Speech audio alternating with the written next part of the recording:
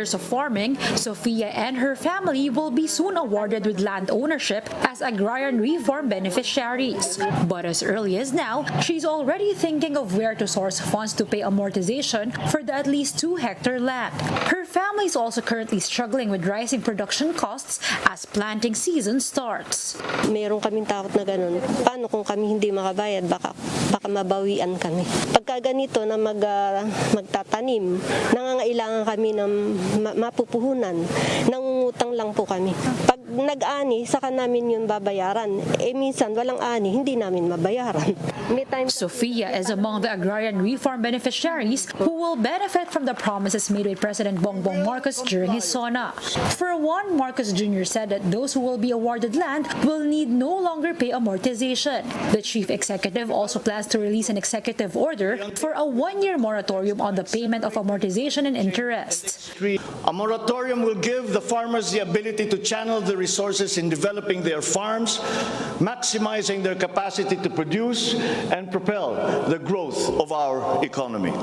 During his SONA, Marcos also urged Congress to pass a law to condone loans or the unpaid amortization or interest of agrarian reform beneficiaries.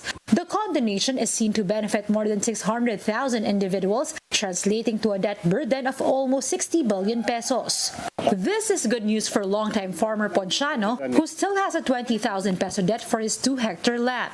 With this, Ponciano says they can now finally call the land their own and focus their funds on increasing production. Advance ang kasiyahan. Talaga namang maluluha ka. Higit na pagpupunyagi ang gagawin namin para umangat yung aming kabuhayan, makatulong sa bansa.